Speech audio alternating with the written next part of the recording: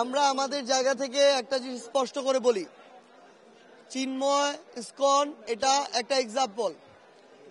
বাংলাদেশের অবস্থার অস্থিতিশীলতার জন্য যে কোনো ব্যক্তি, যে কোনো গোষ্ঠী যদি কোনো অপচেষ্টা চালায়, তাকে অন্তর্বর্তীকালীন সরকার বলি, আইন শৃঙ্খলা রক্ষাকারী বাহিনী বলি, তাদের জায়গা থেকে যেমন তারা ব্যবস্থা নিবে, আমরা ছাত্র জনতা তাদেরকে আমাদের জায়গা থেকে প্রতিহত করব। এই বাংলাদেশকে এত রক্তের বিনিময়ে, এত জীবনের বিনিময়ে এই বাংলাদেশের নতুন যে স্বাধীনতা এসেছে, দুই একজন ব্যক্তি, দুই একটা উগ্রপন্থী গোষ্ঠীর দ্বারা সেই বাংলাদেশের স্থিতিশীলতা আমরা নষ্ট হতে দিব না। আমরা আমাদের জায়গা থেকে স্পষ্ট করে বলি, এই বাংলাদেশ একটি সাম্প্রদায়িক সম্প্রীতির দেশ। সকল ধর্মের আমরা যারা ভাই বোন রয়েছে একসাথে মিলেমিশে আমরা বসবাস করব।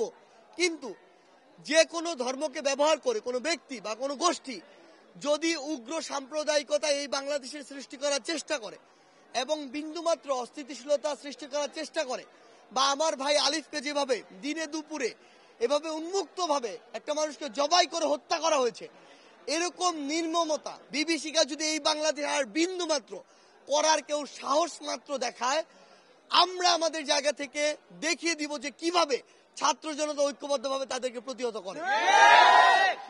আমরা শুধু একটি কথাই বলি, আমরা অন্তর্বর্তীকালীন সরকার, আইন শৃঙ্খলা রক্ষাকারী বাহিনী, বিচার বিভাগ তাদের উপর আস্থা রাখতে চাই। আমরা তাদেরকে বলছি, আমার ভাই আলিফকে যেভাবে হত্যা করা হয়েছে তার দৃশ্যমান এবং দ্রুত বিচার এবং শাস্তি আমরা অল্প কিছু দিনের মধ্যে বাংলাদেশে দেখতে চাই। যদি এটা না করতে পারে এবং এটাতে আবার দীর্ঘসূত্রিতা দেখা দেয়, তাহলে আবার এরকম ঘটনাকে পরোক্ষভাবে প্রমোট করা হবে।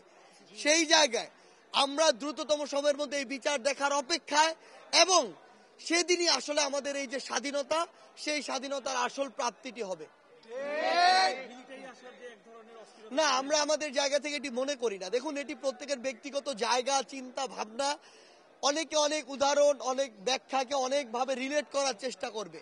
কিন্তু আমরা মনে করি অন্তর্বর্তীকালীন সরকার এবং বাংলাদেশের সশস্ত্র বাহিনী কিংবা সেনাবাহিনী বলেন, তাদের মধ্যে একটি সুসম্পর্ক রয়েছে এবং সেনাবাহিনী শুরু থেকে এই পর্যন্ত তারা সরকারকে কিন্তু সহযোগিতা করেছে। সেনাবাহিনীর কাজ কিন্তু মাঠে ঘাটে থাকে না, তারা ক্যান্টনমেন্টে থাকবে।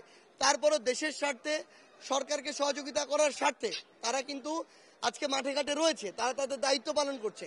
সেনাবাহিনীর যদি অসৎ উদ্দেশ্য থাকতো, সেই জায়গা থেকে আসলে সেনাবাহিনী 5 আগস্টেই অনেক অপ্রত্যাশিত ঘটনা ঘটাতে পারত। সেই জায়গায় আমরা আমাদের জায়গা থেকে মনে করছি যে তারা এখন পর্যন্ত সরকারকে সহযোগিতা করতে চায়। সবচেয়ে গুরুত্বপূর্ণ বিষয় হচ্ছে, আমরা বাংলাদেশের ছাত্র জনতা সরকারকে সহযোগিতা করতে চাই কিনা, আমরা দল মতের ঊর্ধ্বে উঠে ঐক্যবদ্ধ থাকতে পারি কিনা, আমরা ক্ষুদ্র ক্ষুদ্র বিভাজনগুলোকে এক পাশে রেখে, দলীয় বিভাজনকে এক পাশে রেখে ঐক্যবদ্ধ থাকতে পারি কিনা। আমরা যদি ঐক্যবদ্ধ থাকতে পারি, খুনি হাসিনার মতো ফ্যাসিস্ট দেশ ছেড়ে পালিয়েছে, বাংলাদেশে আর কোনো শক্তি নেই। আমরা ঐক্যবদ্ধ থাকলে আমাদেরকে ঠেকাতে পারি।